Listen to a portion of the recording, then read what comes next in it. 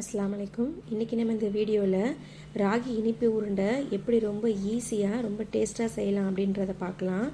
இதுக்கு தேவையான பொருள் என்னென்னா, ஒரு கப்பு ராகி மாவு, அதுக்கப்புறம் உங்கள் இனிப்புக்கு தேவையான அளவு நாட்டு சர்க்கரை, 5-6 பேரிச்சம்பழம் விதை எடுத்தது, அதுக்கப்புறம் முந்திரி, பாதாம், பிஸ்தா, உங்களுக்கு என்னென்ன நட்ஸ்லாம் விருப்பமாக இருக்கோ நீங்கள் எல்லாமே சேர்த்துக்கலாம்.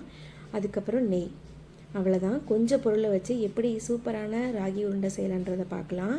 முதல்ல ஒரு பேனை சூடு பண்ணிவிட்டு அதில் 1 டீஸ்பூன் நெய் ஊற்றி 1 கப் ராகி மாவை நல்லா வறுத்து எடுத்துக்கோங்க. கருகி போகக்கூடாது. ராகி மாவு நல்ல ஸ்மெல் வரும். அந்த அளவுக்கு ஒரு 3 to 4 நிமிஷம் வறுத்தாலே போதும். அப்புறம் அதே பேன்லேயே கட் பண்ணி வச்சுருக்க நட்ஸ் எல்லாமே சேர்த்துக்கோங்க. என்கிட்ட இன்றைக்கி பாதாம் தான் இருக்குது, அதனால நான் பாதாம் மட்டும் சேர்த்துக்கிறேன். நல்லா கோல்டன் ஃப்ரை ஆகிற அளவுக்கு பொறுமையாக சிம்மில் வச்சு வறுத்தடுங்க. ஏன்னா டக்குன்னு கருகிரும். அதனால் நல்லா மெதுவாக சிம்மில் வச்சு கோல்டன் ஃப்ரை ஆகிற அளவுக்கு வறுத்து எடுத்துக்கோங்க. இதில் நீங்கள் முந்திரியும் கட் பண்ணி சேர்க்கலாம், சின்ன சின்னதாகவும் சேர்க்கலாம், நல்லா பாதியாக உடச்சி போட்டும் நீங்கள் சேர்க்கலாம். இதை நல்லா வறுத்து எடுத்ததுக்கப்புறம் அவ்வளோதான். அடுப்பில் இனிமேல் வேலை கிடையாது. நம்ம இனிமேல் எல்லாத்தையும் சேர்த்து அரைக்க போகிறோம். இந்த முந்திரியையும் பாதாம் இந்த நட்ஸ் எல்லாம் வறுத்து வச்சதை நீங்கள் ஒரு பேனில் போட்டு ஆற வச்சுக்கோங்க. ஏன்னா ஆறுனதுக்கப்புறம் அரைச்சாதான் நல்லா நைஸாக அரைக்கும். சூடோடே அரைச்சிங்கன்னா மிக்ஸி ஜாரில் ஒட்டிக்கும். இப்போது நல்லா கழுவி காய வச்ச மிக்ஸி ஜாரில் நம்ம வறுத்து வச்சுருக்க ராகி மாவு, அதுக்கப்புறம் வறுத்து வச்ச நட்ஸ் எல்லாத்தையும் சேர்த்து ஒன்றா அரைக்க போகிறோம். நீங்கள் வறுத்து வச்ச நட்ஸில் கொஞ்சம் எடுத்து வச்சுக்கோங்க.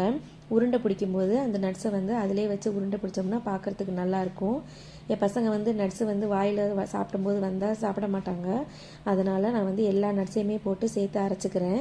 அதிலே விதை எடுத்த பேரிச்சம்பழம், உங்கள் இனிப்புக்கு தேவையான அளவு நாட்டு சர்க்கரை எல்லாத்தையும் ஒன்றா சேர்த்து ஒரு மிக்ஸி ஜாரில் நல்லா பேஸ்ட் பண்ணிக்கோங்க.